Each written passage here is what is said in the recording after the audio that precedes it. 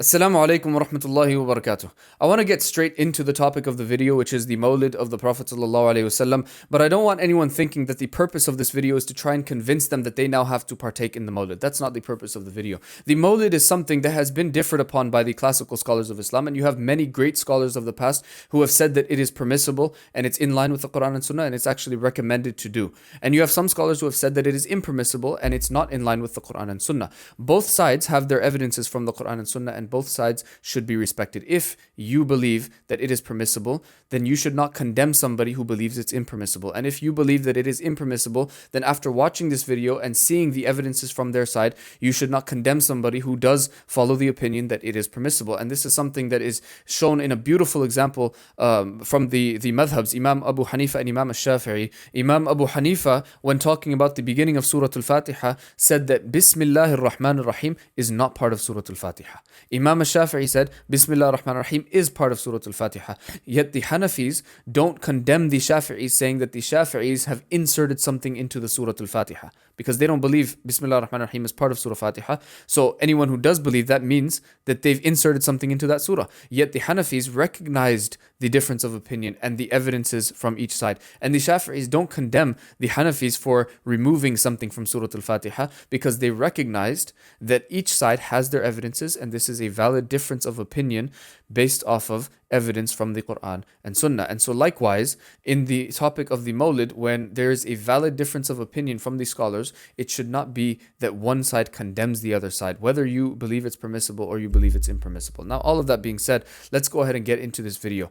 The first thing I want to start off with is the definition of the Mawlid. And the reason why this is very important is because you'll find a lot of people saying the Mawlid is haram, the Mawlid is a bid'ah, and they give a hukum, they give a ruling on the Mawlid, but they haven't defined what the Mawlid, what do they mean by the Mawlid? They'll say, oh, we mean the birthday. Okay, but what do you mean by the celebration of the birthday? What is involved within this? Is it just the origin that they're talking about, or are they talking about what goes on during the Mawlid, etc.? So what I'm going to do is I'm going to start off by defining what our teachers and what the scholars who have said that the Mawlid is permissible, what they define the Mawlid as. So the Mawlid is a gathering on a specific and recurring day in remembrance of the Prophet ﷺ's birth, wherein the seerah and shama'il, the seerah being the life of the Prophet ﷺ and shama'il being his characteristics, these things are recited, as well as salawat and praise is sent upon him sallallahu alaihi wasallam.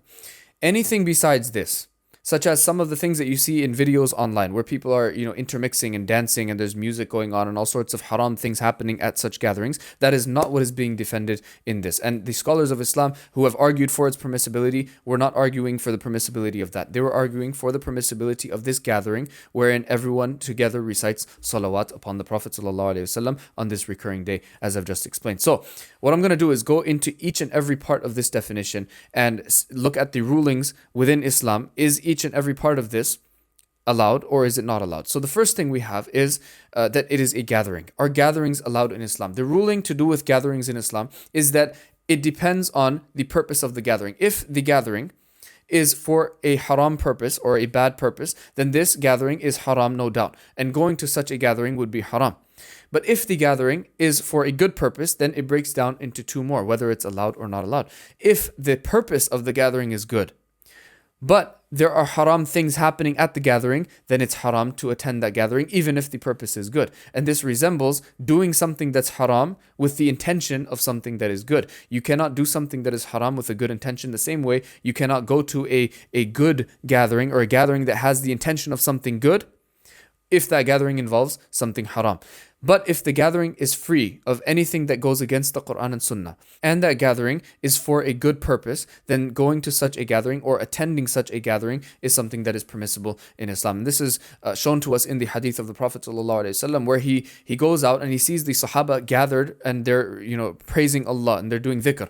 And he asks them, why are you doing this? And they explain that they're doing this out of gratitude to Allah for the blessings that He bestowed upon them through the Prophet ﷺ. In other words, that they were happy that they were guided to Islam through the Prophet ﷺ. So they were expressing their gratitude as a group together. And the Prophet ﷺ told them that Jibreel came to him before, the angel Jibreel, and he told him that Allah is boasting about these people. In other words, what a beloved act it is to gather together as a group and remember Allah. And this is mentioned in another hadith that I'm going to bring later on towards the end of this video as well, where people gather and recite the Quran and study the Quran and whatnot. So this is the first part, whether a gathering is permissible. And the answer is yes, a gathering is permissible if the purpose is something that is good, and if it is free from anything that is haram, it is okay to gather. The second part of this definition is that it happens on a specific and recurring day. Now, some people might have an issue with this, and they say that if it's recurring, then it becomes like an Eid, it becomes like a holiday, and this is not allowed.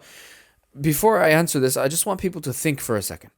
When you go to your masjid and your imam says something like, every single week on Friday night, we're going to have tafsir class. So what is that? That's a gathering. It's a gathering for the purpose of reciting the tafsir of the Quran. And he's saying it happens every single week on Friday. So it's a recurring event as well. This is something that's popular in so many masjids. Not just, for tafsir, but also for things like fiqh and hadith and aqidah and all these different sciences within Islam. The imam does something on whatever night of the week. They'll have a weekend thing. In other masjids, you'll have something that goes on once a month. You'll have like a family get together once a month where they'll invite a speaker and the imam will give a lecture and remind the people, and motivate them and inspire them to, get closer to Allah and whatnot. And the people come together for this purpose. It's a gathering that happens for that. Another example is when we have these types of conventions. For those of you who live in America and Canada, we know we have the Reviving the Islamic Spirit convention that happens once a year. Every single year, it's on a specific day, recurring every year, where they invite a bunch of scholars and tens of thousands of Muslims come together so that they can, get closer to Allah. It's, for the purpose of motivation and whatnot. Some people might say, okay, well, there's intermixing happening there, so it might not be allowed and whatnot. That's a whole separate thing. What about fiqh councils, where you have scholars of Islam all come together in a gathering on a specific day, recurring every single year for the purpose of discussing contemporary issues and coming up with solutions to them? This happens. This happens in many different places. So when it's a gathering for this purpose that happens once a year, people don't have a problem with it. But then when it comes to remembering the Prophet ﷺ and creating a gathering on a specific day for that, this is where people have a problem. So it's just something that everyone should think about. And this is the way we live as human beings, not just in Islam. Put Islam aside, you have a yearly doctor checkup. You go to the doctor once a year to have a checkup. You go to the dentist. You go to, you have business meetings. They say, once every third week of the month, we're going to have a business meeting. That's a recurring thing. This is something that is part of human life. And so Islam didn't actually prohibit something, from recurring like this. However, Eid al-Fitr and Eid al-Adha, these are holidays that are part of Islam.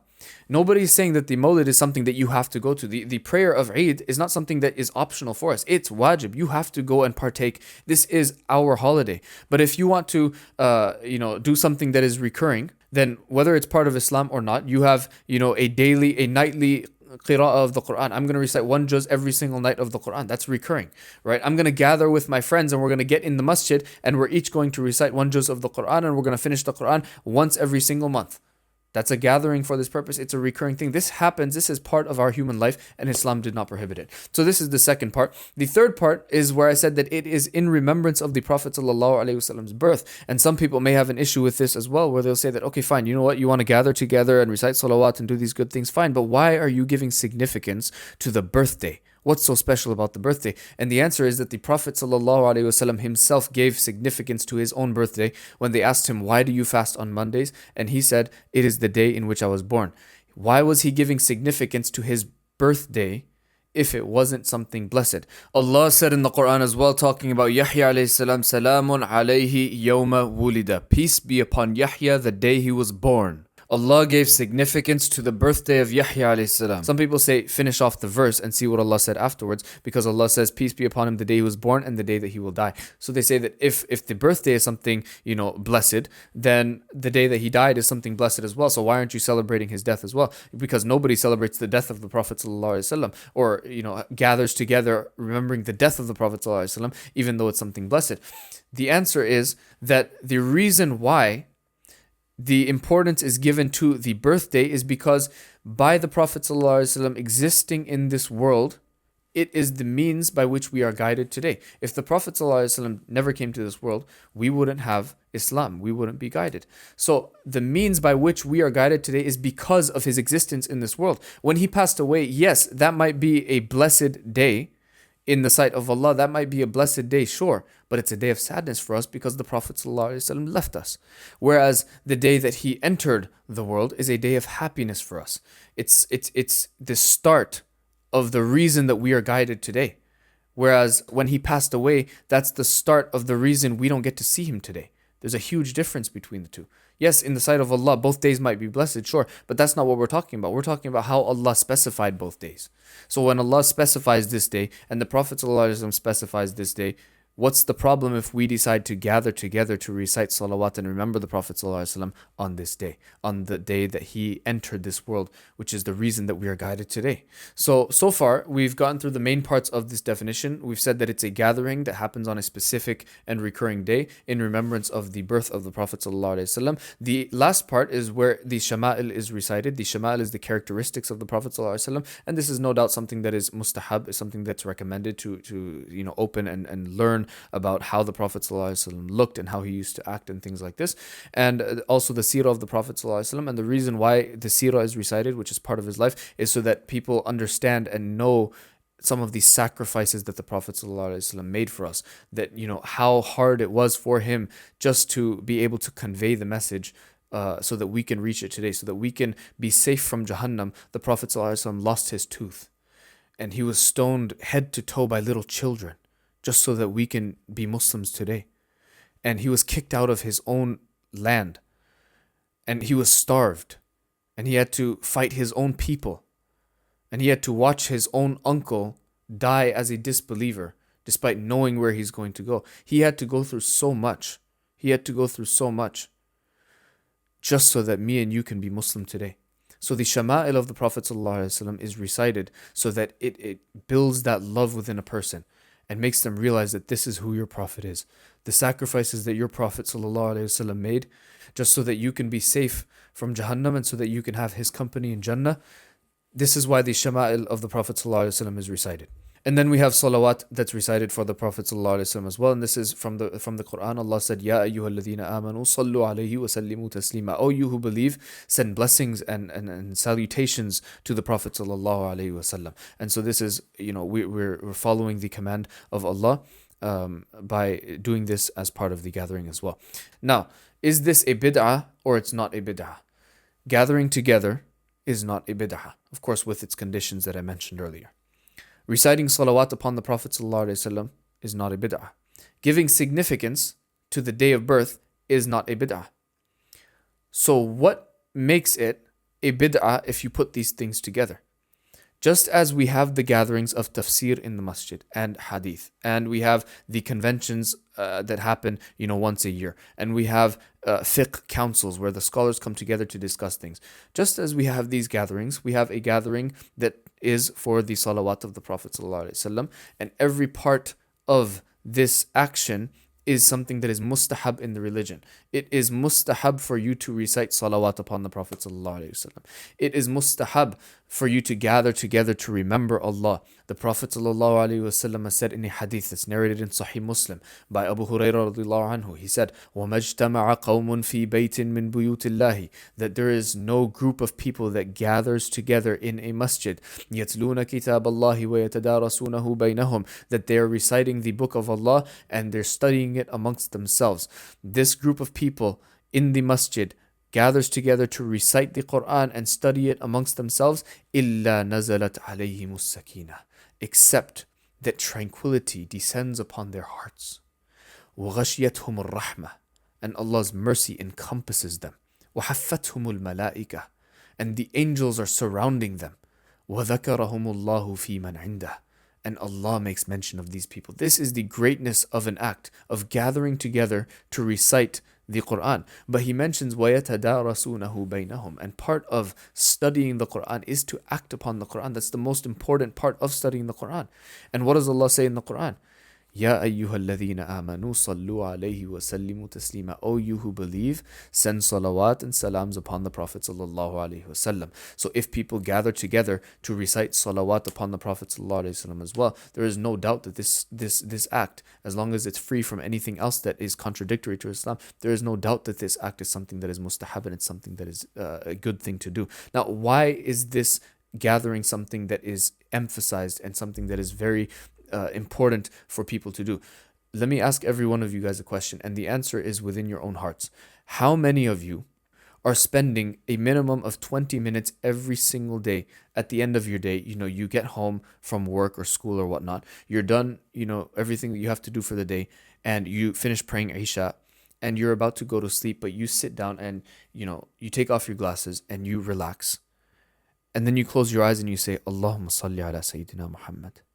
Oh Allah, send blessings upon the Prophet sallallahu alaihi wasallam. How many of us are doing that for a minimum of just 20 minutes in a day? What about 15 minutes? What about 10 minutes? How many of us can say that we have that relationship with the Prophet sallallahu alaihi wasallam? We're so far from him sallallahu alaihi wasallam that this type of a gathering, what it does to a person is when you have a bunch of people doing an act, it motivates you to do it. This is the psychology of human beings. When you see people doing something, it motivates you to want to do that thing as well. So yes, every one of us should be reciting salawat daily upon the Prophet ﷺ. Why aren't we doing it? Because we don't have that connection to the Prophet ﷺ. So when we have, and this is something that, I said in the definition that it happens on a recurring day, it's not something that happens just once a year. For example, our teachers and some of the great leading scholars from Syria, they do the Mawlid every single week. Why? Because of our connection to the Prophet ﷺ so far that if we do it once a year, then the rest of the year, it might, our connection might feel strong. We might be motivated and inspired because of the seerah and the sacrifices the Prophet ﷺ made and these things, that for a period of time after this gathering, we might feel the motivation to do that, but then we lose it throughout the rest of the year. So they do this every single week, so that every single week you're being reminded of who the Prophet ﷺ was. Every single week, you have a gathering that if you didn't send salawat upon the Prophet ﷺ so much throughout this week, maybe just 20 minutes in the day, or maybe 10 minutes in the day, even 5 minutes in the day, if you didn't take out to send salawat, you at least have a chance once in the week to spend a few hours just praising the Prophet ﷺ. And Allah said in the Quran, وَرَفَعْنَا لَكَ ذِكْرَكَ. We've raised your remembrance for you. So why is this gathering needed? When in the time of the Sahaba they didn't do it? Because at the time of the Sahaba, their connection to the Prophet ﷺ was so close. Bilal radiallahu anhu had to leave the city of Medina, and he couldn't give adhan after the Prophet ﷺ passes away, just because when he thinks about the Prophet ﷺ and he thinks about giving the adhan, he remembers. His connection was that strong. But we think about the Prophet ﷺ, it's just, oh yeah, the Prophet ﷺ, yeah. He was given the Quran, he was a prophet, he was great. We say all these things, but where is our true love and our connection to the Prophet ﷺ? So this gathering, what it does is it motivates people to send more salawat upon the Prophet ﷺ. What it does is it inspires people to follow in the footsteps of the Prophet ﷺ even more when people are so far away from the Prophet ﷺ. This is the wisdom behind the celebration of the Mawlid. And so for somebody to say that you're not allowed to do this gathering, show me where a gathering of seerah and a gathering of shama'il and a gathering of dhikr is happening besides the Mawlid once a week, once a month, once every year. Show me where any gathering is happening like this for the salawat of the Prophet ﷺ. And we've established gatherings like this are allowed in Islam, and it's a good thing and it's recommended to do. So where is it happening besides under the title of Mawlid? And this is why the scholars of Islam have said that the Mawlid is permissible when it's under this definition. Not when things like doing cakes with candles lit with fire and dancing and intermixing and all these things, that's not part of the Mawlid. That's against the spirit of the Mawlid. The spirit of the Mawlid is to follow the footsteps of the Prophet ﷺ. So how is it that people are saying we're happy at the birth of the Prophet ﷺ, yet they're disobeying the Prophet ﷺ's commands? So that has nothing to do with the Mawlid. That's what just other people are doing.